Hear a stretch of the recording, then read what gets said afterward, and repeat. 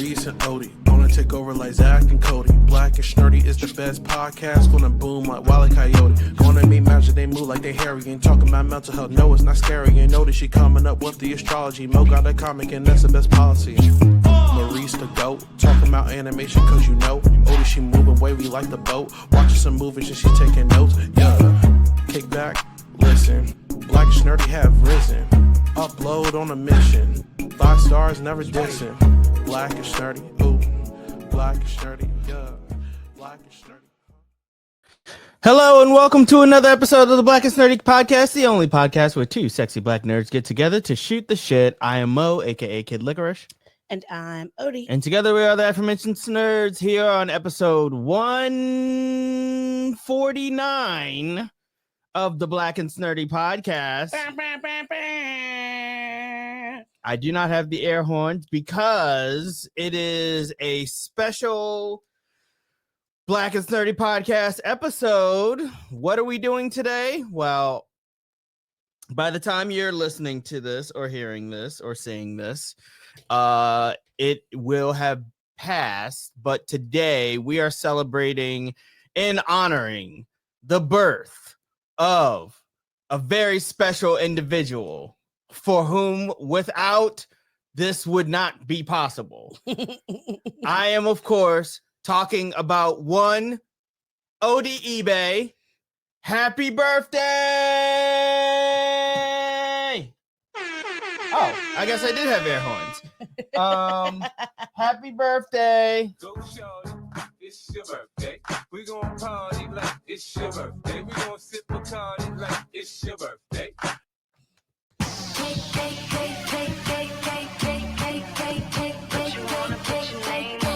All I want for my birthday is a big booty hoe. All I want for my birthday is a big booty hoe. Happy birthday to you. Happy birthday to you. Happy birthday. Hey, happy birthday. Happy birthday. Make a wish. Close your eyes and count to 5.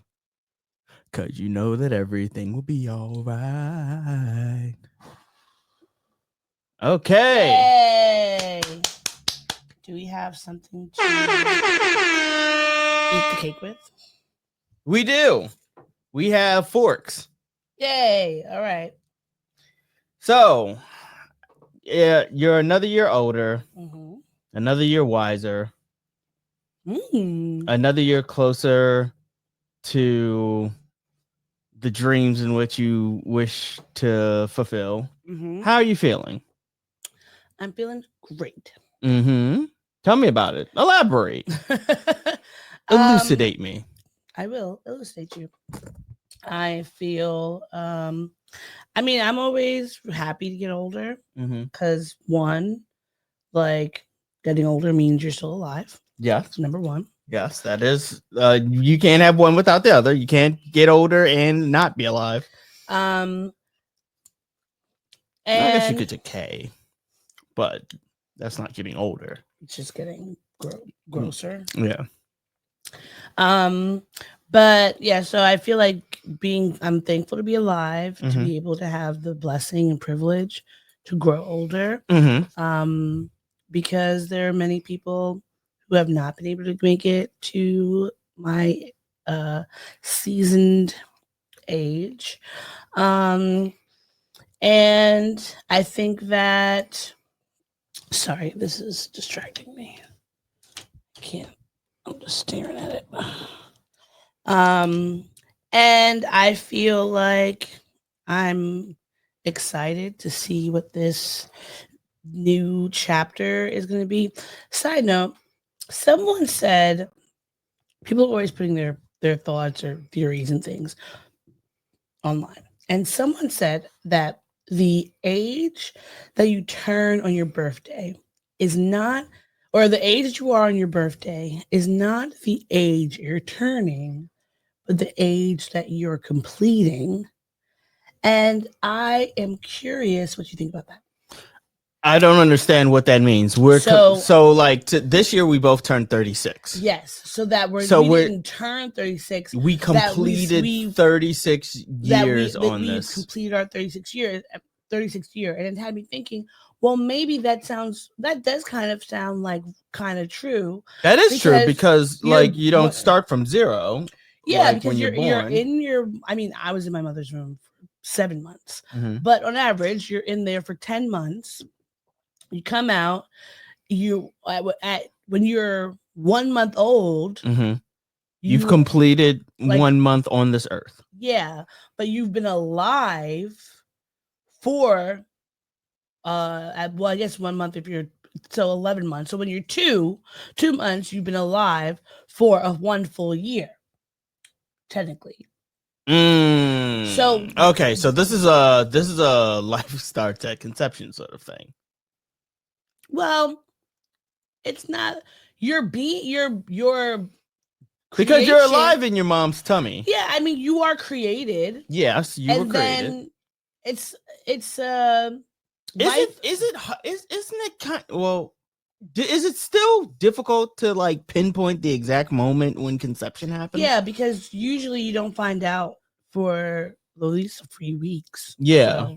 So unless someone literally, you don't feel when your baby is conceived. No, you don't. Or when a fetus is conceived if you don't decide to keep the baby. Man, we should have some sort of like indicator, like on The Sims, like something that just indicates that inception happened. It like, would make life easier if we lit up or glowed or something. Or I think glowing would be cool. Glowing would be cool because pregnant women, pregnant women are always saying, people are always saying about pregnant women that they're glowing when or radiant when something has happened. Usually when a baby is inside of your belly or someone has had sex. Is that something, or is that just something that we did in our 20s? Like, ooh, girl, I think you're just because you're sweaty.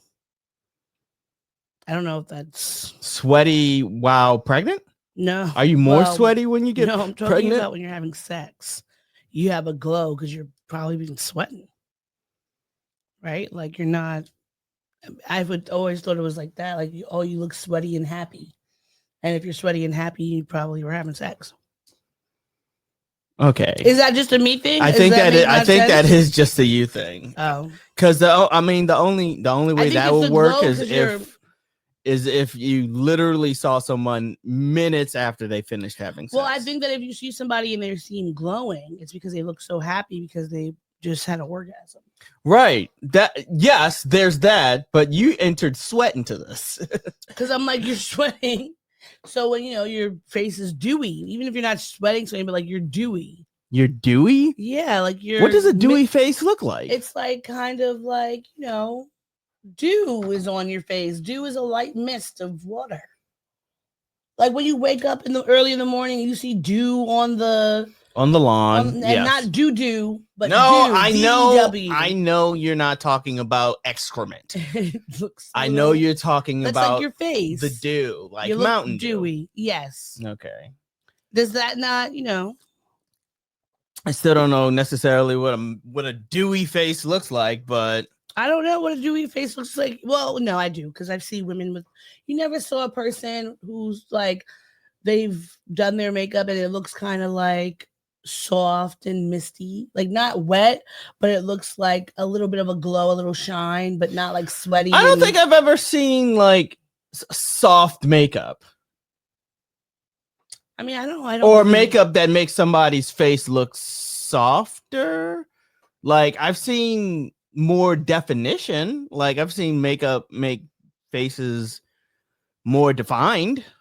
Mm-hmm. In some cases more angular, but I've never seen anybody's face look dewy, which is why I am a little bit confused. But hey, you know what? It's your birthday. Like if you want people's faces to look like dew, then you probably have seen it, but you just don't realize that's what it is. Okay. So and that's the key part. You just weren't. If you're not familiar with what a dewy face would look like. What if I looked it up? Is that like but something? I don't know what would come up in here. If you put dewy face, who knows what will pop up? All right, I just Oh, okay. So there's no E. Okay, dewy skin refers to a the complexion that is healthy, hydrated, and luminous, appearing fresh and radiant without looking oily. Oh, so then it wouldn't be sweaty. That's what I'm saying. It doesn't. It's you did not listen to me when I said it's like wet, but it's not with sweat. But if someone has had a light sweat, it's possible for them to look dewy. Okay. Well, all right. I and they have images of some dewy faces. I guess this makes sense now to me. And you don't think you've ever seen a person with that kind of With like a radiant but moist face. yes. If I have, then I was blind to it. Okay, that happens. Yeah. So Well, either way, I'm this close to saying that I'm face blind. Because I can't remember anybody's names based on their face. That's sometimes. because you don't pay attention to people. I do pay attention to people. It's just hard to retain. I've amassed a certain allotment of names in my brain. That's because you don't care about meeting new people. And meeting new people means pushing out some old people of names in my brain. So I don't think that's the definition of being face blind. I believe that is. No, that's not the definition of face blindness. That's more just me getting older, and my brain's not being at 110%. Either way, I feel radiant and luminous. Okay. But I think that I hope that this year, or I know that this year is going to bring me more joy and love and blessings and abundance and prosperity and all of the good things, because that is what I'm manifesting for my 9th year.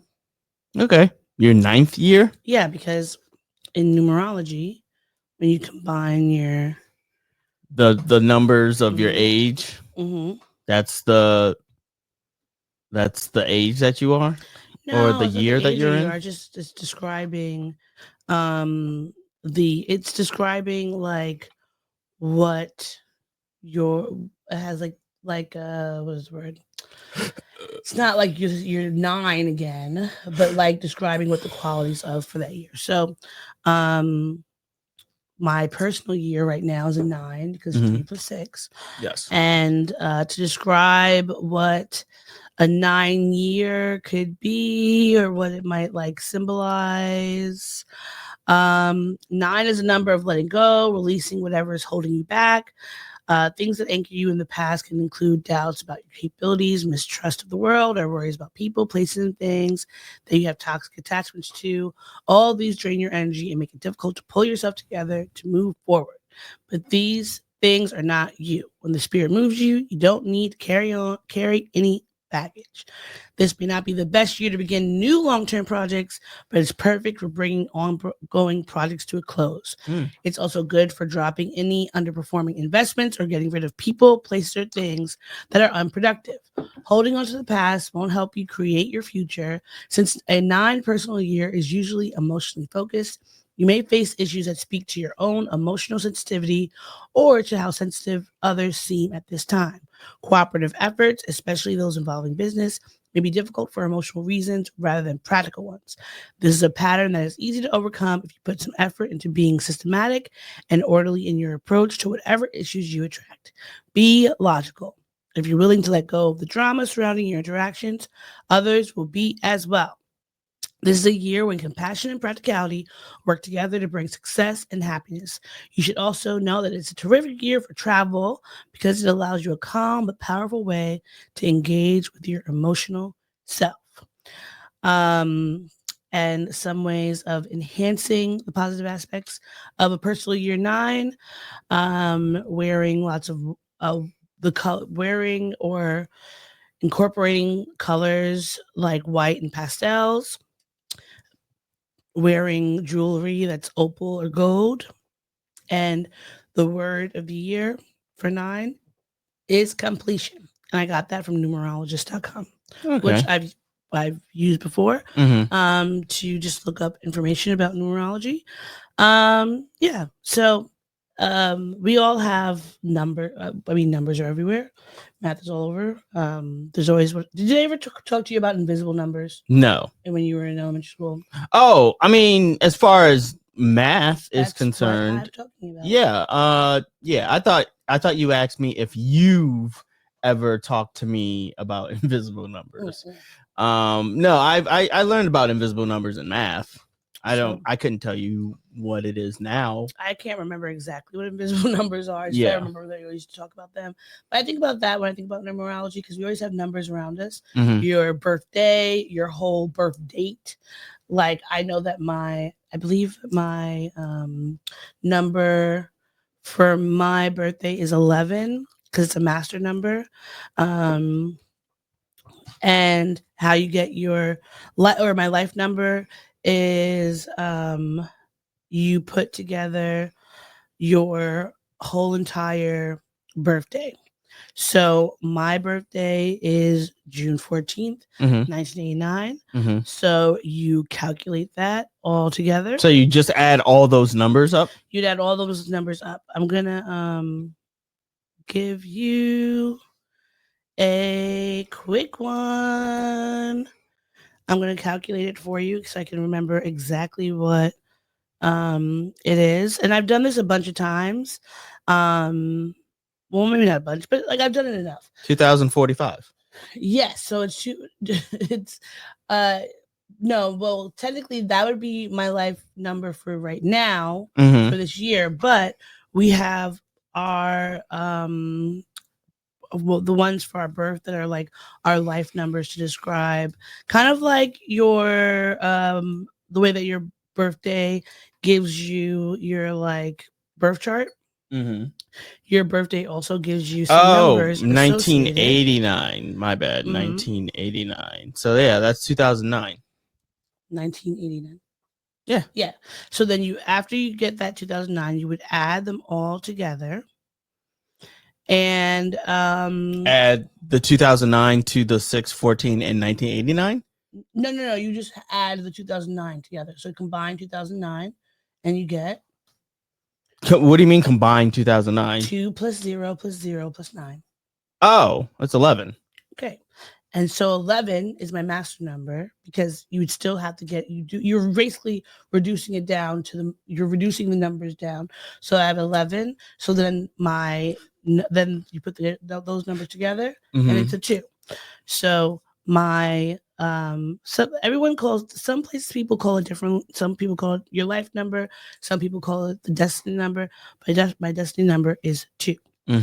And so your destiny number, like they all have descriptions for what they are. So this website, which I've used before, called Astro Sage, describes a 2 destiny number, that I am a very gentle, affable, and well-liked person who likes to work in partnership, an imaginative, romantic, as well as creative person who always respects women. However, you often experience a lack of strong mental ability due to which you can usually leave tasks unfinished. That is correct. Physically, you are a little weak and others take advantage of you easily. Hence, you need to learn to handle yourself and maintain your self-confidence. In the same vein, complete all tasks that you take in hand and remain calm in the face of problems. In addition to that, you need to be wary. It's wary, right? Wary, yeah. Wary of smarmy people surrounding you. Smarmy means like creepy, right? Let me look up smarmy. Smarmy is more like, because I feel like it's like weird, like creepy. The definition from the dictionary says ingratiating and weeding in a way that is perceived as insincere or excessive. Yeah, insincere, I think, is closely tied to smarmy. All right, so Let me see what your birth number my is. birth number, okay, so then I added it up. That's 2012. So then I add that number, the 2 and the 0 and the 1 and the 2, that's 5. Okay, let me you are 19 4 89. Let's see. Your Destiny number is 5. Says a good friend and a mentally strong person. You could have an interest in betting, markets, gambling, and trading. You can run a business quite successfully too. How you have a habit of talking, which helps you to persuade others and get your tasks done. However, you can also turn a blind eye towards your ethics in order to earn money. You should focus on utilizing your energy for the good and keep yourself away from any unhappy environment. Your financial status will be excellent due to your intelligence and cleverness, and you will especially progress in any business endeavors. Okay. So now I just need to take all that and apply that to this fucking podcast. Yes. But please don't use any what bad cursing ways of money to get bad ways to get money. I mean, honestly, like I've said this before, maybe not on this podcast, but just in my daily life. I can never be like a drug dealer or anything like that. Like I'm not built for the streets. You're not. No. Like, and then I thought, like, is there any aspect of drug dealing or gang life that I could be a part of? And the truth is not even really. Like, I couldn't even be like the one gang member friend who doesn't like partake in the illicit activities, but is just kind of around, just cracking wise, making jokes and stuff. Like the comic relief of everybody knows every gang has to have comic relief, right? Yes. I mean, what was it? In Goodfellas, it was Joe Pesci's. Was he the funny one? Well, ironically, he was the funny one, but he would be the first to tell you. He'd be like, "How am I funny? How am I funny?" That's Joe Pesci, right? Yeah, if I'm thinking of the same movie, you said Goodfellas or Reservoir Dogs? I said Goodfellas. Yeah, I think that's it. Okay. Yeah. Because he's also in Home Alone, right? That's Joe Pesci. Yeah. Okay. I wanted to read our life path numbers, which is a destiny number from numerologists, because that's I use Astro Sage, but Astro Sage sometimes their wording of things is interesting because English is not their first language. And I like numerologist.com. So I'm gonna read my life path number, which I said it was a 2. It says those following a number 2 life path tend to be diplomatic, sensitive individuals as they have an inherent sense of morality and fairness. They tend to be indecisive as they can clearly see both sides of any conundrum or argument. Okay. They often make great judges, mediators, lawyers, counselors, or social workers because they have an incredible talent for resolving disputes. These loving, optimistic individuals prefer to see only the best in others. They are honest almost to the point of fault. They have high emotional intelligence and thrive best in a work setting that requires teamwork. Number 2s are always respected for their politeness, tact, and ability to inspire groups of people to perform acts of charity and philanthropy. Number 2s never stoop to conquer and consider themselves to be above arguing with others. Well, yeah, I don't know. I don't know. That doesn't necessarily ring true about number 2s. Number 2s function best in 9-to-5 jobs where the routine is the same every day. Erratic behaviors, drama queens, and overt displays of physical affection upset them. No, they don't. At least that one's not for me. Yeah. These natural collectors, are also pack rats and are the type. Fuck yes! Everything that they have owned since birth in an attic or basement. Yeah, just have random rocks and fanny packs. As they are also very sentimental and nostalgic, many of them collect antiques and photographs of loved ones. Yes. As the life purpose of a number 2 is to bring harmony to group situations, it is very important for them to get out and socialize. Yes, it is. Yes, it is. A number 2 that is isolating. A number 2 that is isolating has strayed from his or her life path. Pessimism, lethargy, and depression usually identify this, which is so true. The best way for a number 2 to get back on the right path is to find a job that involves working with the general public or find a way to practice acts of charity or philanthropy. Nothing corrects a number 2's karma more efficiently than acts of random kindness or volunteering for a hospital, school, or shelter. In fact, that is how many of them meet their soulmates. And then for a life path, what did I say yours was? Number 5, right? Yeah, I'm 5. Um, Oh my goodness. Those traveling the number 5 life path are adventurous, and highly inquisitive individuals who consider hands-on experience to be the best teacher in life. Many of them are deeply intelligent, philosophical, Mhm. and spiritually minded. And you were a philosophy minor. Yes, I was. They love to theorize about the nature of existence, Mhm. despite their sometimes spacey demeanor. Many are sincere seekers of solutions to mankind's problems. Number 5s abhor routine and daily chores. Yeah, I don't Yep, know about that. That's a lie. Because I, if anything, you love routine, but you I hate love daily chores. that's. I don't love daily chores. You hate them. I don't hate them. I just they're a necessary evil. I see them as a necessary evil. They are often excellent at initiating many projects. Yes, that's true. Sure. But rarely follow through on any of them. That's why there's a backlog of fucking episodes that need to be edited and that need to go out. Most number 5s are lousy at self-care and housework, preferring instead to follow their whims and impulses. For this reason, they do not thrive well in office environments. Number 5s, however, can be great communicators, which is true. Sure. Are excellent when it comes to the abstraction of any subject. Mm-hmm. For this reason, they will make great social anthropologists, archaeologists, and historians. Some number 5s also make excellent teachers, which I do think you would be an excellent teacher. And we are social anthropologists in a way with our podcast because we are talking about society and we're talking about stuff that's behaviors of happening people. in the now. Exactly. Yes. Usually at one point in their life, a number 5 experiences some kind of spiritual or emotional catharsis that causes them to trade in standard career for a self-made profession, such as an artist, investigator, or journalist. Most number 5s are multi-talented but lack the discipline or desire to follow one path. For this reason, many number 5s end up leading chaotic and even catastrophic lives when it comes to finances. Number 5. Unfortunately, that may be a little bit closer to home than I feel comfortable admitting. Number 5s also hate to make plans and prefer to live in the present. Their happy-go-lucky attitudes demonstrate an incredible faith that the universe will take care of them. The opposite sex often finds their devil-may-care attitudes to be exciting and romantic. That is until they end up supporting a number 5 that lacks life direction. Oh, my mom's calling me. Hold on. Wait, no, stay. We're gonna talk to her on the podcast. Oh, for real? Yeah. Okay. Hi, mommy.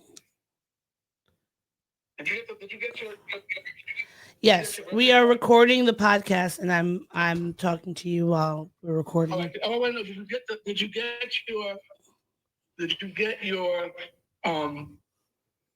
gift card on your Yes, phone? thank you very much for my lovely gift card.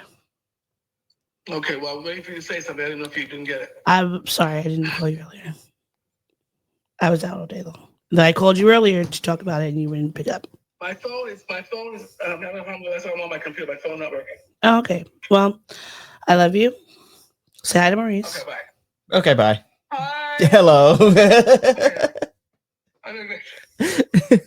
Bye. Bye. Well, that was a nice little check-in from Odie's mom. Without her, I wouldn't be here. So you're welcome.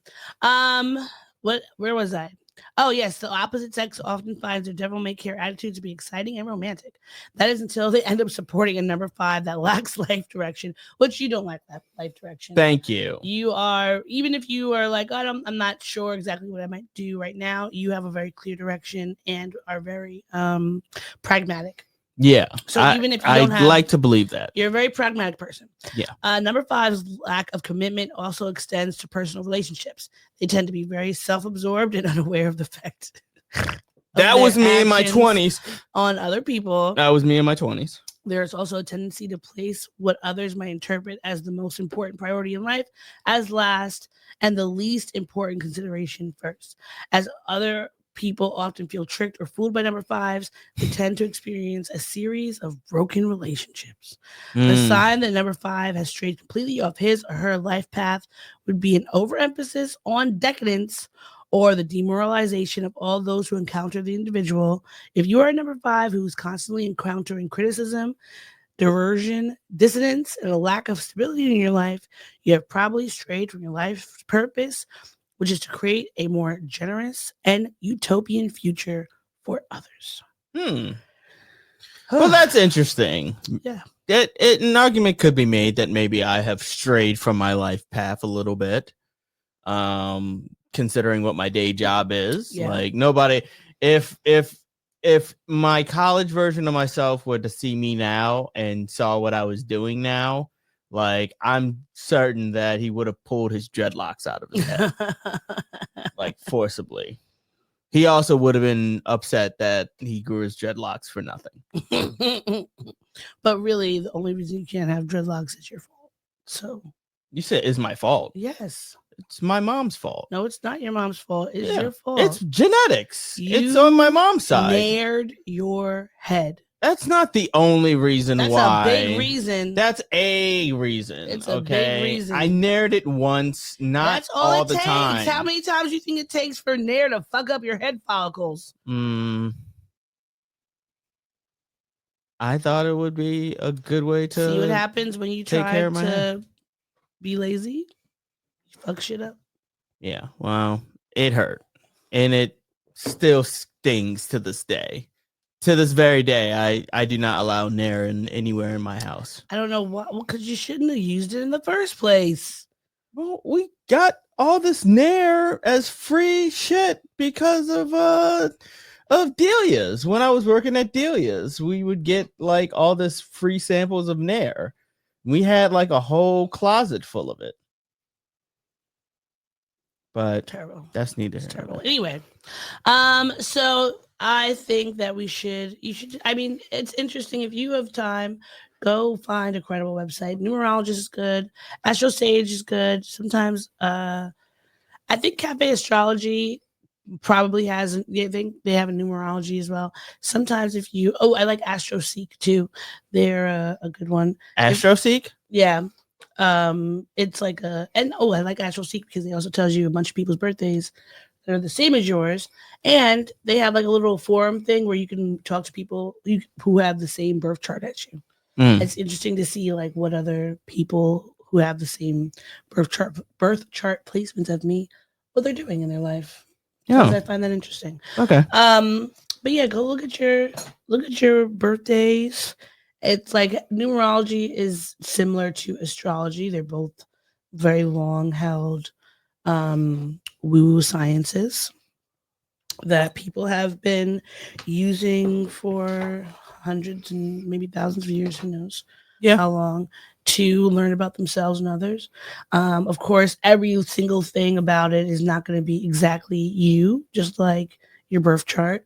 But there are just some things that are like, maybe that you might be predispositioned to in a way, or that you read it later in your life. You're like, oh, wow. Like, I don't think people should do, like, knowing your sign, like your sun sign is cool from like a young age.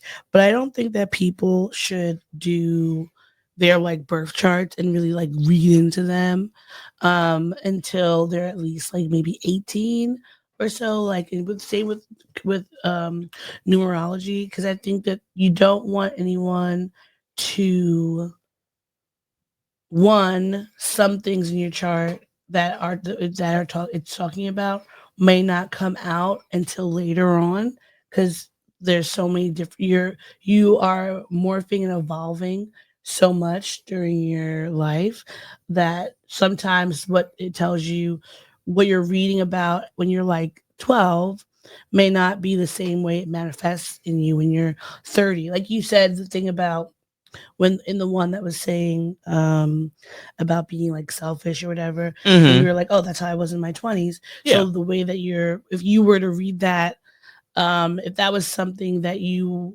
were reading as a younger kid, you might read that and be like, oh, I'm not like that, and not have any of those qualities or like worry about that and stress out, when that wouldn't have even been a time of your life where that was relevant. So basically these numbers can have they can sort of illustrate who you are throughout any point in your life. Yeah. It can. And just like with astrology, like sometimes you'll read a chart. Like if I were to pull up my birth chart right now and I start reading certain things, there are things that like may have been impacting or the way would have manifested a certain way when I was a kid, when I was in college, in my 20s. Now that might show up more so when I'm like 50 and older or whatever. So it's like it's a good, like, nice to have, and something that is like being aware of and knowing like there are, when I think about my birth chart and I'm like reading things about what a Gemini sun or Scorpio moon or whatever might have, the traits they might have, it's like I might want to be aware of them, so that, say for instance, if there was something that I was reading that I thought was not great, or I didn't want to like impact me, maybe just like keeping in mind Mm-hmm. that thing, but not trying to like be like, oh my god, this is exactly how I'm gonna be, because either way, you are a mixture of nature and nurture. So some things are, can be your birth chart. Some things can be just your genetics. So And all some of this things should could be be, taken with like some level of distance. yeah, well, in detachment in Not a way. necessarily say a grain of salt, No, I'm not but a greater soul. I think it's like being understanding like these can be parts of my personality, but Mhm. just because it can be parts doesn't mean it is. Like if when I read my birth chart, if it said you're selfish and you're manipulative and you're only going to use others for your personal gain, right? If Mhm. I saw that and did not take it with detachment, I could think like, damn, I'm a really bad person. But if I thought about, okay, those are things that I could have the ability to do. Like, if I know that, like, I could reach out to a party promoter and be like, oh, it's my birthday. Can I get them in free? Is that kind of a manipulative thing? Mhm. That, I guess you could call that a manipulation. And but that doesn't mean that, like, I'm going to go and like steal candy from a baby, Right. so being just mindful of those things. um but I think that you should, once you get to like your 20s, you should probably check out your birth chart and check out your numerology and see how it's been playing out throughout your life. I find it interesting to like go through my chart and like see how different things might be coming up for different years, or what those things were that did have, how they kind of manifested this way in one way at one age, and something different at another age, because I think that's interesting. Looking backwards astrologically to see what things were going on, because if I were to read in the different, like if I was reading the years for my different birthdays and going back, what was it like when I turned 31? What was my 4 years? What was the description of a 4 year, for me? And were there things about it that I Well, could connect to? I mean, I can understand. I can understand why researching all of this for like who you are in the now or who you might be down the line kind of makes sense. But as far as like examining what your previous years were, as far as like that's a life that you've already lived. You could just go back and use your memory to remember what you were doing when you were 31 No, of or course, but I'm 32. I'm talking about, like, if I were to read what it said, what was when it was my 4 year,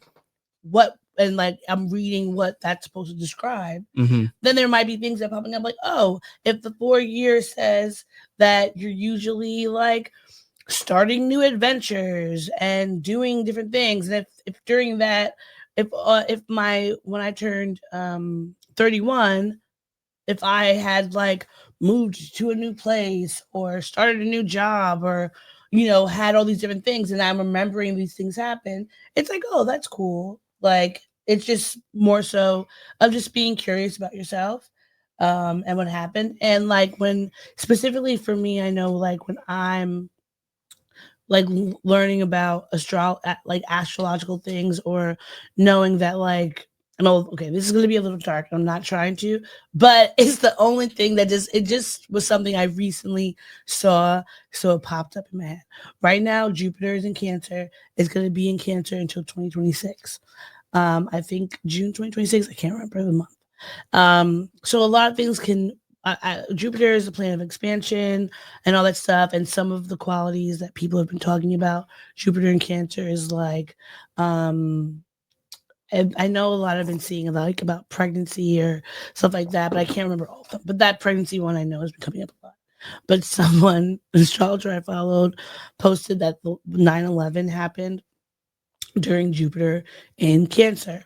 And it's like, to me, like, when people talk about dates, certain things happened and what was happening astrologically at that time, I think that it's interesting to look back and what at that time was this description of what this time is supposed to be about, what things happened, because I think that helps me understand astrology more, of like the type of like astrological climate you might be in. It doesn't mean those exact same things are going to happen. Mm-hmm. It just means that like this is something that happened that connected with one of the themes of that. Like when America had its Civil War, we were going through Pluto in, was it Pluto in Aquarius, I believe. So there's just like different stuff that come up and you're reading like, oh, this was what happened this time. This was the astrology for XYZ. And you're being curious of how these different things manifested, but it doesn't mean automatically that that's going to happen. It just means that type of energy for the day, because sometimes the universe is chaotic. Sure. Well, okay. This has been our numbers corner. Numbers. All right. Now, You just wanted to call something a corner. well, I mean, it was a corner. It wasn't. You could just, we're shooting. What was shit. it? A room? There's no corners. We're just talking. Yeah. Well. I Okay. just wanted to get off the topic. Oh, not really. Like I was more so looking forward to talking about how your weekend has been, that you've been celebrating your birthday starting on Friday. It is Sunday that we're recording this, and I just wanted to, and I hadn't had a chance to ask you because you went out to a dance party and I went to a sleep party, aka went straight to sleep. You did. Yeah, and then I went to work, and then by the time you got here, like by the time I got home, you were still out sort of celebrating your birthday with Wanjigo. Shout out to Wanjigo. Shout out to Wanji. Shout out to all the people who showed up. Yes. Like everybody. Shout out to all of you. Yeah, everybody. I'm not gonna name everybody because there was a lot of y'all, but you know, shout out to all y'all. But yeah, just how has your weekend been overall? What was your highlights? What were your lowlights, if any lowlights? Was there anything that you thought you would do differently or something along those lines? Come on, spill that tea, girl. All right, so I'll tell you what I did each day first, and then I'll go back and give more information. Let me get the name of the Friday place. Oh, okay. Yeah. You're waiting until you get the name. No, I got it. All right. So Friday, my lovely and handsome co-host took me to a Brazilian churrascaria by the name of Churrascaria Plataforma in the city. Yeah, Churrascaria Plataforma. Plataforma. Yes. You sounded Italian. Plataforma. I'm not sure how the enunciation is supposed to work in Brazil. It's closer to Spanish than it would be to Italian, but they also have a little bit of their accent's a little bit different than Spanish. Sure. But anyway, Plataforma, and the food was really good. If you've been to Fogo de Chao before, it's like that. Like it's a churrascaria. They bring you the different meats, all the time until you tell them to stop. They have a salad bar with different things. The food was good. I liked it. I was liked all the annoyed with meats. myself. I did not. Yet again at a Fogo de Chao style restaurant, I did not properly prepare myself. I didn't properly prepare my body. Well, what did you not do to prepare your body? I had eaten lunch earlier, and I shouldn't have. If I had known that it was going to be a Fogo de Chao style, they bring the meats, they cut off the meats, they give it to you, and they just keep giving it to you and giving it to you and giving it to you and giving it to you and giving you the meat. Okay, I have a then question. I wouldn't have had lunch because I had ribs, and I shouldn't have had those ribs. I have a question. Sure. You looked this place up and found it, or someone told you to go there? Oh, I looked it up. Okay. So when you looked it up, what did you I saw that the salad bar was all you could eat. And Okay. that was kind of my driving force of just like, oh, there's an aspect of this that's all you can eat. Cool. Let's go. But all I saw was the salad. I didn't see that the meat was all you can eat too. So your thought of it wasn't that I was just gonna really like the food. You just looked up. Well, no, first off, I know that you were gonna like How the did food. you know that I was gonna like the food? Odie, you're a fucking foodie. You like all foods. That's not true. I do not like all sorry, foods. you like all foods other than mushrooms. There are other type of foods I'm not really keen about. What types of food are you not keen about? If you had taken me to an all-you-could-eat Russian restaurant, I might have been like, Odie, what was the okay? Well, I do like. Who's eating Russian?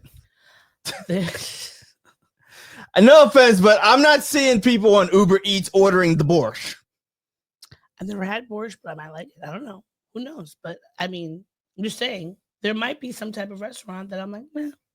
What's a Russian dish that you do not like? I couldn't even name another Russian dish. So you just pulled borscht. Russian out of your mouth, out of your ass. Because that was the most random, obscure one. Okay, so then give me an actual thing, an actual style of food that you do not like, or that you're not that keen on, that you have tried and you do not like, other than mushrooms.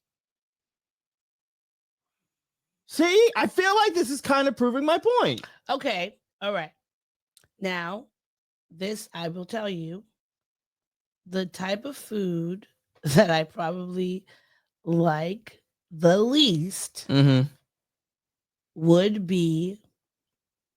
I feel like it would also be something that you would still eat. The food that you like the least is still something that you would totally eat. Not even if you had to. It's more like oh, I haven't had this in a while. I'll eat this. I think that I'm not super keen on Spanish and Portuguese food, which is Brazilian food. Excuse me. But those two I am not super keen on. Like some of it, like I'm not gonna purposely go to like a Spanish restaurant. I do like paella, but I prefer the Afro-Latino paellas. I do enjoy tapas, but I also feel like tapas are not like a meal. I'm just getting a little bunch of tiny plates, and the amount of the things that I would like on those tiny plates, it's gonna be like up in the air. So I would say that, okay. And then like food from the Spanish diaspora, unless it's like connected to them sometimes to the indigenous food. Like I would say I do love Brazilian churrascarias, but I did not the non-Afro, like the Afro evolved Brazilian food. I found very like mad because it just felt like very much like European because it's like it's Portuguese food. I don't want to eat pasta and meat all the time. Like the other foods were just kind of whatever. The seasonings were not really there until you eat the Afro-Brazilian food. And then it's like, oh yeah, this is delicious. So there are some that I'm like, I might not want to eat. But you will eat it though. I would try a new dish. Yes, I would. So I feel like that still kind of leans more towards my point of you just yes, you love food. There are some foods that you don't love as But there's much. foods that I love a lot. There's food that you love a lot, food that you love, and food that you love a little. But you don't No. have any food that you hate. There's food that I'm like, Yeah, that you love a little. I don't love it. I just feel it's very meh. I'm not gonna Fine, that you like it. Yeah. You don't love it, but you like it. It's like, meh. And this is still food that you don't hate. Well, most Peas. Boom. I just named something that I don't like. Peas. that's one type of food. It's not a group. It's not like a cuisine. Okay, Thai. Which is crazy to me that you don't like Thai food. That's crazy. Too spicy, and You don't have to get they're spices. nut based. Well, that part. That's only because you can die. Yeah, sir. There you go. But I really no. But you also don't like Indian food, which is also crazy. Or you not that you don't like it, but you don't love it. I don't love You Indian are just food. like, man. And which is I could crazy take to me. I could take or leave some Indian food. I want to eat Indian food all the time. I bet you do. But that's again like That's a top tier love food Indian food is a top tier love food. for me. I love it so much. What are your top 3 love foods? I don't have a top 3, but Yes, I can you tell do. No, I don't You have a have- top 3. I have. It's more than 3 that I It's- love that I want to eat all the Okay, time. name all of them then. Indian food. Indian food, Thai food. Well, I would say Thai is probably second tier because I want to eat Indian more than I want to eat Thai. Fine. Indian food. Go. Nigerian food. Well, obviously Nigerian It's not food. obvious. That is obvious.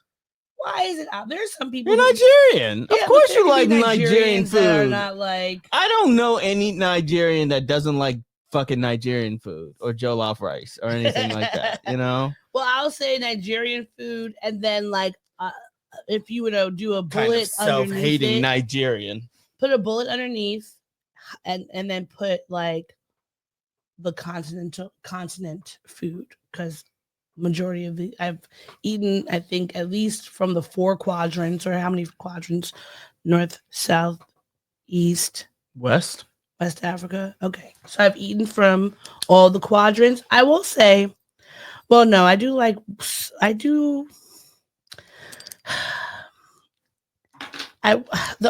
my least favorite quadrants food is East Africa.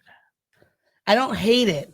I think Again, it's a you don't medium hate like. it. It's You a just medium like. it's a medium like. But- Okay. But their foods, though, I haven't eaten all. What their about foods. it doesn't wow you? I think because like West Is African it the food- seasoning? Yes. It's Okay. the thing. It's the seasoning. West African food, specifically like Nigeria, Ghana, Guinea, Mhm. Conakry, because that's where my bonus mom's from. Mhm. Like I feel like the foods have a lot of seasoning and stuff on them, even if though they might be like because like Guinea and Nigerian food are different. Because Guinea, they were colonized by the French, we were colonized by the British. Mhm. But there's like I think that they made a great match. Like my favorite African foods from the African continent, Nigerian, Senegalese, like the Francophone Senegalese, Guinea Conakry, those ones, and then I think those are like the West African food is my top tier one, but No. Nigerian obviously because I love that one. Okay, so let's just say West African West African is top tier love foods. love food, West Indian. West Indian. Okay. That's including Guyana, even though it's not like it's still West Indian. Guyana. But you know. And then Italian.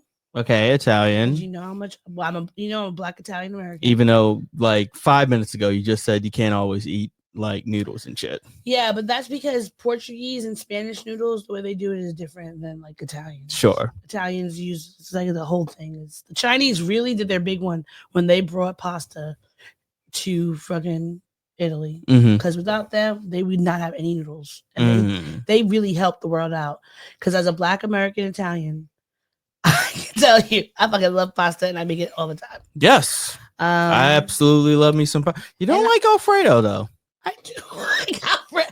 I just don't. I love Alfredo. I love Alfredo. That Alfredo sauce has been sitting in that goddamn cabinet for months now, to the point where I thought we had ran out, bought some more. Now we have more Alfredo in that refrigerator, in that fucking cabinet. The reason why I don't make Alfredo as much is because I don't generally eat, like, I do like putting the beef, like when I make the kind of hamburger helper type of style that you like. Sure.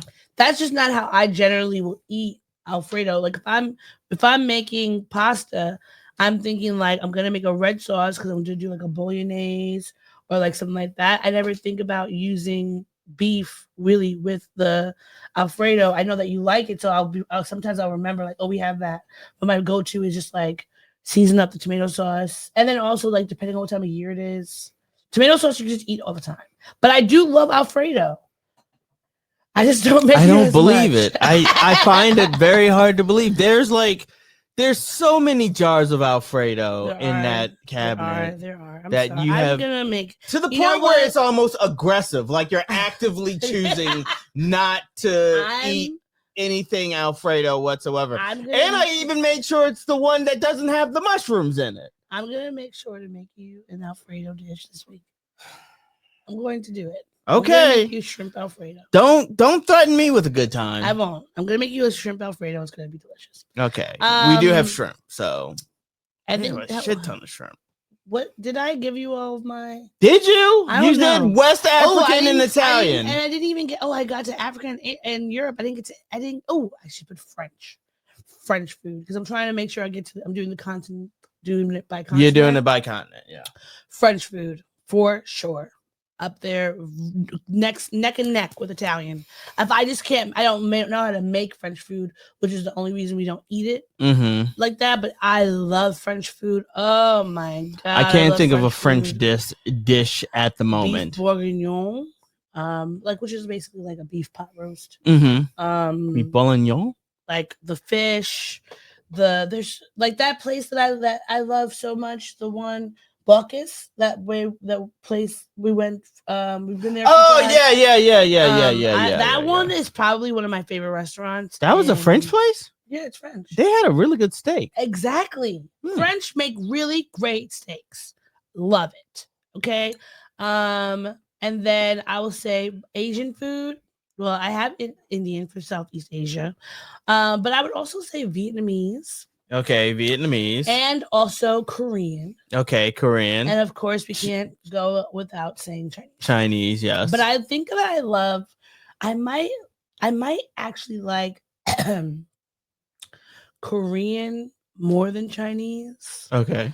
But I also really love Japanese food. Yeah, I was just about to ask you about Japanese. I love Japanese where does that fall into the equation? And there are some ways that like Chinese, Korean, Japanese food, there are certain dishes that definitely overlap a lot. In like, because I think the flavor profiles for those foods are a little different than like Southeast Asian foods. Like I do really love Thai. Like Thai and Indian food have certain flavor profiles that I think are more connected in certain ways. But these are things I also would eat all the time. What else did I do in America? Oh, well, of course, Mexican food. Yes. Because I love it. Mexican, but not particularly overall Spanish. Spanish diaspora food? No. Mexico? Yes. Okay. So when you say Spanish food, you mean like Spain? Yes. Like European Spanish food. Yeah, because if I was in South America, especially if I'd be eating like something that was like connected to like indigenous, like a more indigenous one versus like Spanish one. Yeah. I think I would like that more. The flavor is going to be different. But South American food, I will say, even when it's indigenous, the flavors are different than when they've been Americanized or Caribbeaned up. because eating Dominican food is vastly different than eating like Guatemalan food. Mm-hmm. Even if there was a dish that you could say was similar, Mm-hmm. it's going to be different. It's going to taste different. Now, Afro-Latino diaspora, Spanish diaspora, yes, all the foods. Okay. Now, I will say Cuban food here in America, amazing. So Spanish with an African leaning to it. Yes, the black Spanish. The black The Spanish. black Spanish. Okay. The black Spanish diaspora. Yeah. Black Spanish. Yes. Black people, we know how to fuck up some food. Yes. And then and as a colloquialism, we fuck it up. Okay, delicious. It's amazing. You did a great job with all of those things. That's why I love Senegalese and Ghanaian food so much, because black people took the fuck out of that French food and fucked it up even better. I love it so much. Anyway, I went on a tangent. Yes, you did. On Friday, we went to a churrascaria. Yes. It was delicious. Okay. I loved it so much. Okay. On Saturday, I had 3 different spellbinding events. We went to Area 53.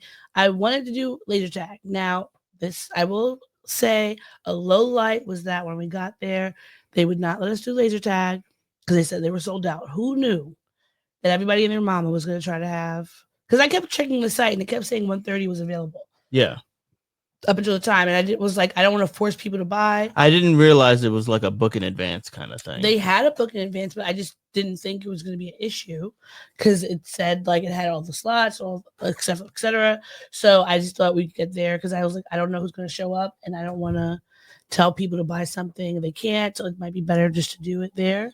But it was no problem because I was able to be flexible, and we did the arcade that they had, which was fun, and we did mini bowling, which was also fun. And who got the high score? My team, collectively. Who got the high collectively, score? My score. Who got the my high team was score? higher than your team. Who was the highest scoring individual? The highest scoring individual? Who was the highest scoring individual? It technically was you. There's no technically. It technically was you, but my team. And yours team only technically got the highest score. No, not technically. They shut off our thing before our third person could go. So your team, which is crazy because we started before you. So yeah, I know. I don't know what happened. I don't understand how that happened. You guys had an extra. We started before you, and yet y'all's got shut off. You started before us, and had before extra us. people. That doesn't make any sense to me. That makes no sense. Want to win so bad that you're gonna be a liar and a schemer. First off, nobody's lying or scheming. You are, because you did not win. I said that you had the high individual score, and your but team my only team kind of had the my high team score had the higher score of the two teams. You had an extra person go than us. Look, you got to be better at being a gracious winner and not so loser. Whatever, I'm never gonna be a loser in my life. So that's absolutely not true. Then after we did mini golf, we had a little mini bowling. Whatever, mini golf, same thing. We came back to the house, hung out. I will say this, even though we did not play laser tag, I was looking at the area for laser tag. I'm actually glad we didn't do it because that area didn't seem all that impressive. I think it would be if you are a child. Yeah. And mind you, their laser tag, it was just the guns. Like the laser tag is literally just with the guns. There's no like padding for your chest or your shoulders or wear a helmet or anything like that so that you can shoot somebody and it will actually tell. So you're actually just aiming for people's guns. It really left something to be desired. A lot to be desired. I have not been to laser tag. And I was watching those kids play laser tag, which I was only doing it to see what the laser tag was about. I'm not a creep. But it just kind of felt like not enough room, not enough areas to hide and shoot and jump and play around and stuff like that. Like it was just one floor. Like if you saw the layout of the arcade, like the laser tag was on the other side Yeah. of the arcade. And if you notice that, there's just, in the grand scheme of things, not that much room. Not that It much room didn't for seem laser like tag. there was much room. So I mean, all's well that ends well. Because if we had spent all that money for laser tag, and then it was just kind of meh, I would have been pissed off. I would have been pissed off too. And so then we did that. We came back to the house, chilled. Then we went to the Crab House in Brooklyn and Coney Island. Mm-hmm. Got all you can eat seafood and meats and things. Yes. Everything was delicious. I had a great time. Yeah, it was. I would love to go back because there were some things that I'm like, these are the things that I want to eat each time I come. What? I want those that like kind of sweet, spicy clam that was in the black mussel. Sure. Black Yes. mussel. Yeah, the black mussel. That was delicious. The Mhm. crab legs were good. Mm-hmm. I wouldn't get The- any of the Dungeness The crab. oysters and no, I don't think that. Okay, this is something that is coming from someone from Baltimore. Mhm. Chesapeake Bay crabs, they're a lot larger than Dungeness crabs. Uh, So because they're larger, you get more meat. and bang for your buck. Like you could totally get more meat for that. Yeah. Right. Dungeness crab, it's basically all work, all effort for the very little little tiny meat. reward. The same thing as like a crawfish. And I'm sure the crawfish probably is delicious, but I wouldn't do it again. But crab legs were really good. Yeah, the crab legs. The fried shrimp, the spicy shrimp. The what other type of shrimp do we have? There was another type of shrimp we had. We had spicy shrimp. We had fried shrimp. There was another type of shrimp. The only thing I will say, Seasoned shrimp because you had to seasoned peel it. yeah, the only thing I would say is they did not do a good job of deveining all of the shrimp. What do you mean? Some of the shrimp had the vein taken out because the poop vein. Oh It's yeah, taken out. yeah, sure. Some of them had them taken out, some of them weren't. So that's one thing y'all need to get better on. Mhm. And the crabs had all the Dungeness ones. Can't they take out that yellow stuff before you get it? When you No. go to a restaurant. No, I mean, like you'd have to literally open up the crab in order to take that out. Well, Like, I don't like having to go around that. I mean, that is just part of the crab experience. I mean, yeah, but I'm getting just like a bag of boiled crabs. But I want take care of that shit for me. I don't want to have to. Lazy. Yeah, I don't want to do that. I don't have to deal with all that. Okay. What else? What I really liked. Well, the sea bass was really good. Oh yeah, you're the only one who ordered like a whole All the fish. scallops were good. You ate the eye. I did eat the eye. Yeah. of the How was fish. that eye? It did not really taste like anything besides fish oil. Okay, yeah. It was crunchy and hard because it was fried. So omega fatty acids and shit. it was like crunchy. husky. And then what else? What else did I really like? Oh, the fried chicken was good too. Yeah, I didn't have any of the fried chicken. The crab rangoon was really good. Yeah. Yeah. Did you have any of the edamame? I don't ever edamame to me is like. Why did you order the I edamame did if not you didn't order want it. to have Y'all it? ordered that. Oh, okay. I thought you ordered it. No, You I checked don't- off everything. I- You so no, you do I not checked- like edamame. It's not that I don't like it, but it's just a sack of little beans. Yeah. They're that's just No, beans, green beans. I don't want to eat that. I like green beans. So you like green beans. I like green- You like regular green sweet beans. peas, Those are fine in the. but you don't like edamame. But I'm not gonna if you shuck them out the thing. You just don't like having to do work for your food. No, I do not. So I don't order crayfish. Okay. I like the crayfish tasty. Put it in a fettuccine. Don't give me a whole little thing to have to crack apart and suck out. All right. Was there anything else that you liked about the food? Or any other What other? Oh, the fried sides rice and was really stuff? good. The lo mein, that garlic buttery lo mein was really good. Mm-hmm. Let me actually go to the Crab House website so I can tell you all the foods that I loved. Okay. What about you? I loved all of the shrimp. Mm-hmm.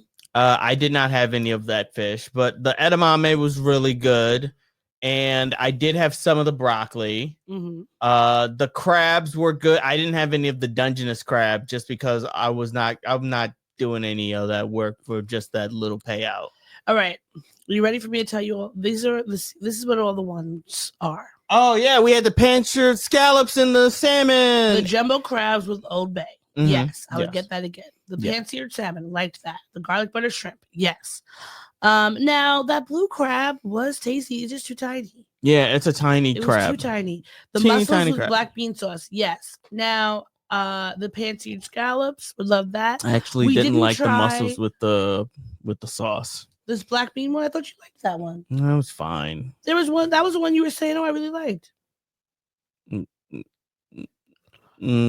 don't think so. I had the fried. I didn't sea like the bass. sauce of it. I did like the. Okay. I just didn't like the sauce. I had the fried sea bass, but I didn't try the flounder. But I feel like the flounder and the sea bass is in the same sauce. Yeah. The raw oysters and clams were good. Mm-hmm. The shrimp with the spicy sauce was good. We didn't get clams and oyster sauce. I should have got that. Now I also liked the Old Bay shrimp, the shrimp fried rice. I did not have any calamari. We ordered it, but I never had any. Did we order it? I think we did. Because we never had any calamari come to the table. Mm. Oh, the iron steak was good. Mm-hmm. The chicken wings were good. Oh, the baby back ribs were very good. Yeah, the ribs. The ribs were really good. the I could crab only eat rangoon. one because Yeah, I only had one. I'm It was tired so of much. I Ribs. already have ribs in the Yeah. refrigerator. But I would say one thing I would tell you did not get Mhm. the lobster stuffed crab cake. The lobster stuffed cake. It's like Yeah. I don't know what that was, but it was so dry. It was like a disc, I did not like that at all. just like a dry little. And I would disc. say any of Like the a puck. crabs. Don't get any of the crabs. The Dungeness crab, blue crab. Well, the crab legs in the. No, the crab legs, yes. Yeah. But the blue crab, getting the regular jumbo crab legs with Old Bay, delicious. Yeah. You're gonna have a great time. You just got to go down to Baltimore to get some crabs. Get some worthwhile crabs. Yeah. Oh, they have a little cheaper thingy that you could do with a little. They have a little outdoor barbecue thing you can have with different options. That's cute. Wow. Okay. And that looks like Korean barbecue. Basically. Now that looks more my speed. Maybe go back there and do that. I feel like. Actually, no, because I saw that bill. Well, that's because it was for so many people. I know, but even still, like that was. Now, I would say insane. I feel like going for a special day, or if we went for a date just for the lobster buffet, because then we can get all this stuff. We get fresh lobster and salt and pepper lobster and lobster mac and cheese and all the other things on top of. I don't know if that's worth $30 more. For lobster? But all Look you at get all the is the lobster arms, the lobster claw, stuffed lobster claw. You get lobster. You don't even get a whole lobster. But you're eating the steamed fresh lobster. I think So much it lobster is the can whole you eat? lobster? You could get.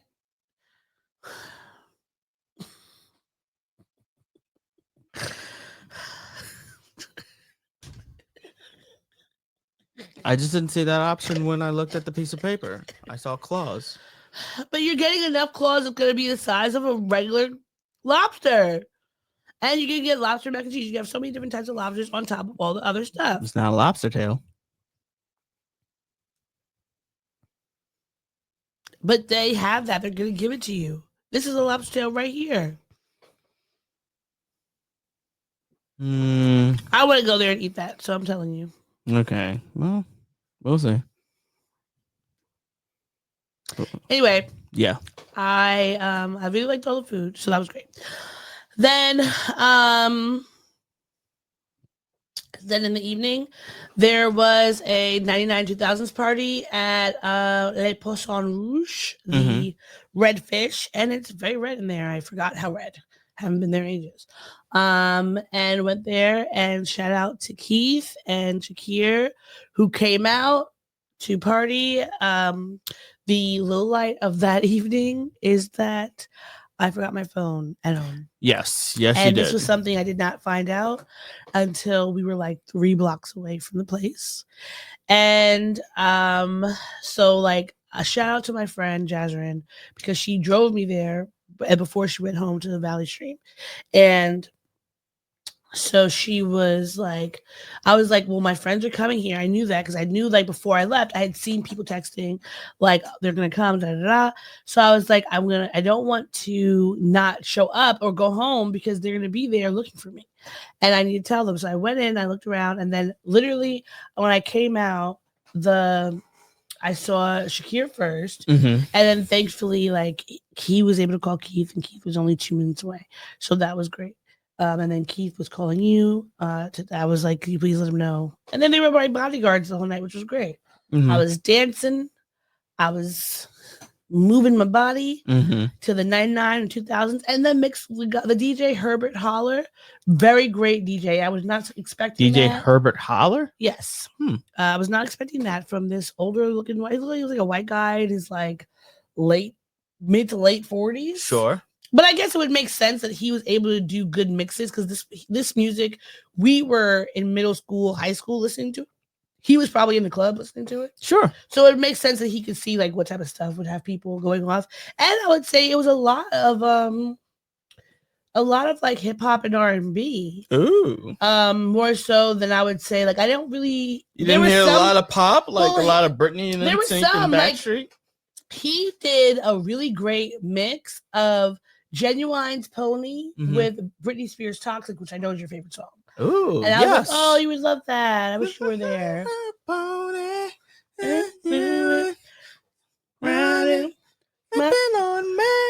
It was great. Oh, that's cool. I thought he was doing a great job. So I would go to that party again. Like it was a mixture of groups, like age groups. It was the Gen Z who grew up seeing millennials dancing to this music and watching like Step Up and Say the Last Dance. Sure. And what was that one with the fraternity? Oh, with Columbus Short. What was that one? The one is Stomp the Yard. Stomp the Yard. I feel like that's what they grew up watching, and they were like, "Oh, we want to be in that type of space." So like they listened to that and they came.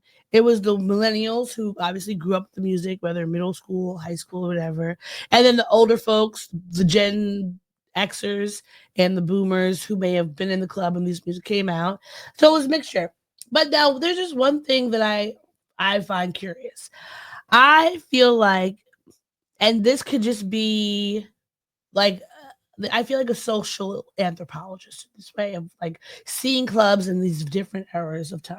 Sure. But I feel like folks are watching people dance, and then people are dancing in the clubs as if we are in a late 90s, 2000s dance rom-com-esque movie.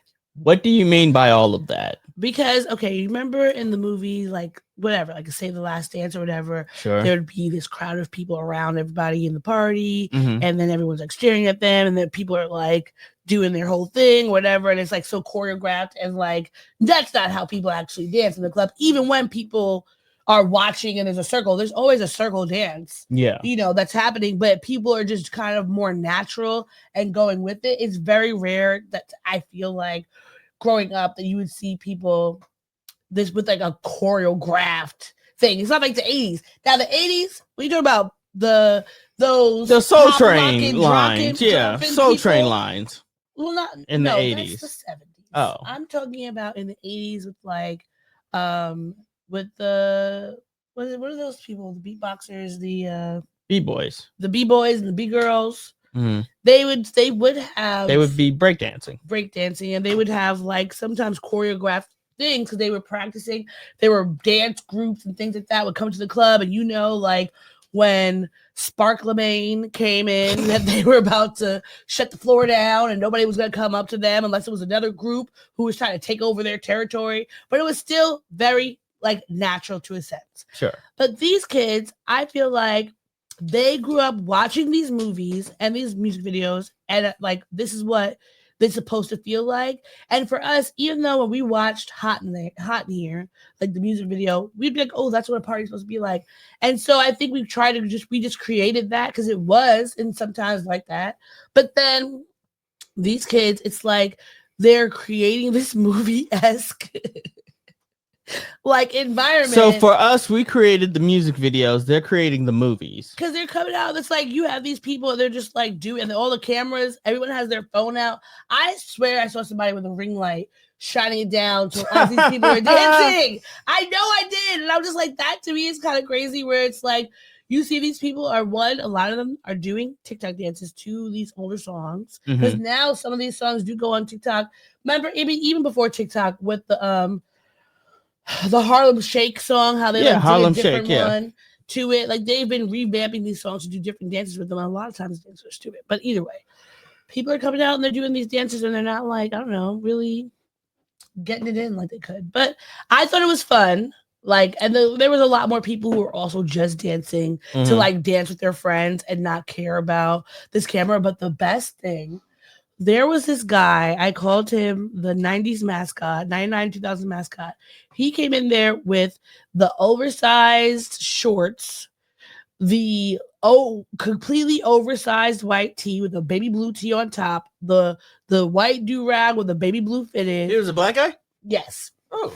He had the gold chain. He had Jenko jeans? He had it. Well, they were not Jenko, but I guess but they were used to like go. Yeah, everything was like a size or two franchise larger. boys. Yeah. Yeah. But I think they like me. He looked like, what were those little figurines? The homies. The homies, yeah. Like a little homie, yeah. And he was a little homie. And he was dancing. And at one point, like we were dancing. I forgot what song it was, but he came through and was like doing all this, like. I was like, okay, it was very fun. But I was like, shout out to you for being in the mix. It made me think about those older men that you see at like you probably would have seen in the 90s, 2000s who would be in there with like a suit on, like a 3-piece suit and the hat, looking like they were, it just gave me that vibe. So I was like, you know what? Keeping the recipes going, okay? You gotta have that old man who's not. He's like, I pulled this out of my closet. You're not gonna tell me nothing. I loved it. I was like, go off, King. Okay. And then today I went to go get pancakes with Wanji at nice little hangover food. Yeah, at Tom's restaurant, which is delicious. They do great. Tom's breakfast. Diner. Yeah, the one that's on. Well, you said Tom's restaurant. It's called Tom's restaurant. Oh, but it's a diner. Yeah, but I thought it was called Tom's Diner. I thought it was when I looked it up. It said Tom's restaurant on the Google map. Oh, you texted me that you were going to Tom's Diner. It's the same thing. Oh! I just want to know what it's called. What is it? What is it called, and what is it? Is it a restaurant or is it a diner? And is it Tom's Diner? Is a diner not a restaurant? A diner can be a restaurant, but not every restaurant is a diner. It's called Tom's restaurant. Okay, so it's Tom's restaurant, which is still a diner. Which it happens to be a diner? Yes. Okay. All right. I'm going off of what you said. So if you're confused, I'm not confused. I'm if you're flustered. If you're flustered, because you were not clear. Stupid questions. It's not stupid. That are unnecessary. And I just want some simple clarification. Addition to the plot of the story.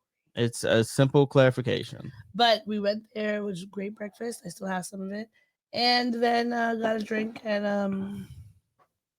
the rum bar. Saw Chauncey. Shout out to you, Chauncey. She bought me a shot. That was nice. I was just hung out and talked and had a great day. So, thank you to everyone who has helped celebrate my birthday. Reminder that my birthday is all summer. So send me gifts. I have a wish list. Go find it. Go find it. It's on. I have an Amazon gift list. I have a Giftify gift list. Go find one and get me something. I have Venmo and Cash App and Zelle. Send me money. Thank you. Bring me out to dinner. Get me a drink. Let's go dancing. Let's go to the beach. Let's have a good time because I do want to go to the beach. Is awesome. Yeah. So we will be celebrating it as such. So yeah. Any sneak previews of what you want and what you might want to do next year? I want to go somewhere out of New York at the very least. Okay. Because I love going out of the last year. No, I had my 31st birthday here last year, but I mean, it was in New Jersey. no, I'm talking about going out to sleep somewhere else for my birthday. Be somewhere Out else. of the country. Out of the country would be preferable. Okay. But at the very least, like even if it's in the country, going somewhere else, doing something outside of this place, seeing something different, doing something different, as long as it's like something fun, that's what I'm looking for. Okay. All right. Let's see if we can make that happen. I believe we can. How did you enjoy my birthday weekend? For the parts that I was there for, I thoroughly had fun. I will say that I was a little anxious for dinner because I was surrounded essentially by your friends. And also I had a fucking edible, so like that also was in my system at the same time, so I was a little bit in my head, but overall I had a good time. Your people are a lot of fun and interesting, and they're good people, so that makes things easier, and they're easy to talk to, easy to joke with. It was very easy for me to just be myself. Yes. And while I'm still of a certain mind when it comes to the laser tag and stuff, I did have fun doing the arcade. Yeah. Like I shot some basketball at the little basketball hoop thing. I sportsed. So that was fun. I liked when I came back down from taking, I think I went with Wanjiko to go take a picture, and you and Fu were doing your the air hockey. Yeah, I was working up a sweat. I literally was sweating at losing to fucking losing at air hockey. Just it's fine. I'm rusty. But yeah, it was a lot of fun. I had a great time overall throughout the day. Good. Yeah. Well, are there any? So you said your highlights and your lowlights. Yeah. Did you say your lowlights? Yeah, I did. Was what? The lowlight was forgetting. Oh, your phone. Yeah, forgetting your phone and the laser tag. Gotcha. Yeah. Laser tag for me, the lack of laser tag. The lack of it, but also I still had a really good time. So I was annoyed that they didn't have any more space, but it turned out better than what I was expecting anyway. Yeah. I almost had a low light be the dance party because not a lot of people were able to make it because of this a variety of things. So that. How many people did show up? It was other than Keith and It was just the three of us. Oh, okay. Oh, so okay. I was And how'd you get home? Oh, Keith got me a car home. Oh, that's nice. That's so nice of Keith. Which was great because I would have otherwise had to travel to Brooklyn alone on the train with no phone. With no phone, I would have really been kicking it like it was the 99s and 2000. Yeah. But I am very grateful for the male friends, the men in my life in general. But I feel like, there's when men who do things for you who do not have any sort of expectation or like they don't or obligation. Obviously, if someone is your partner, if someone's your family member, then it's like, yeah, you need to make sure that I'm safe and taken care of. And a man who's doing that without any kind of getting anything out of it besides like, oh, my friend is good, I really appreciate that. Let someone just like wanting to make sure you're happy and all that. Like, I appreciate that because I feel like there's not that many men like that out there. So shout out to y'all. So I had a great time. And shout out to also my teacher friends for giving me this lovely birthday cake for my birthday. Thank you. It was delicious. And celebrating me and coming out and hanging out and all that. I had a great time. So Yeah, that's good. I'm glad that you had a great time. You know, I'm glad that you were able to bring in 36 in a way that you felt comfortable, that you enjoyed yourself, that you were surrounded by people who loved you and cared about you and who were there to support you. Yes. So And that's a good feeling. my big thank you, shout out goes to you for riding or dying with me for the whole weekend and planning such fun times and going along with all of my shenanigans and enjoying it and enjoying yourself. At the very least, making it look like you did. Which is really all I ever care about. Yes, that's all that matters. It's just like, I don't even give a fuck if you actually do enjoy yourself. You better fucking look like Please you did. put that face on that Yep. shows that you're enjoying yourself. Be enthused. Be enthused. That's it. That's all I want you to lie to me. I want you to be a Yes. very good liar to me. 100%. Then afterwards, once it's all over, you can tell me how much you hated it. Exactly. Or keep that to yourself. Either or. But you know, you did it. Oh yeah. I'm sure the other low light was this. Yeah. My necklace broke, the one that he gave me for Christmas. Yeah. And my other necklace broke, which I'm talking to Amazon about that because my necklace should not have broken, which is being on my neck. Do you still have it?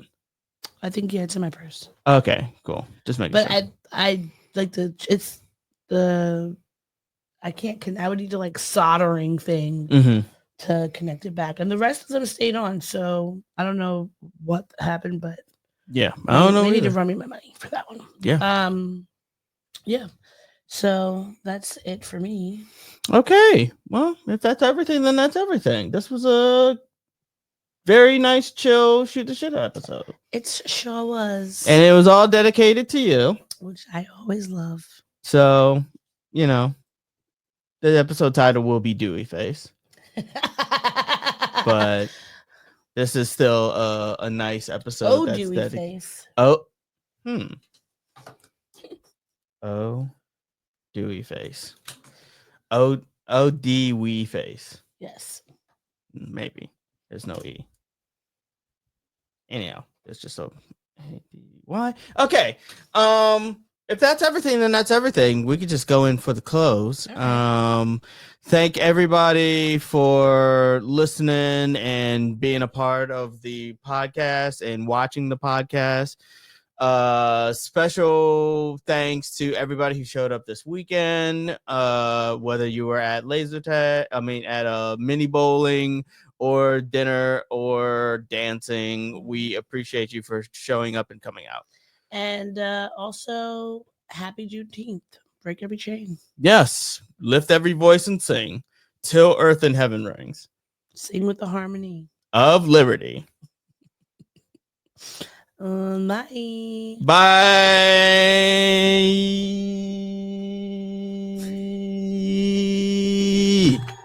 Thanks for listening to the show. If you'd like to contact the podcast, you can reach us via email at blackandsnerdypodcast@gmail.com.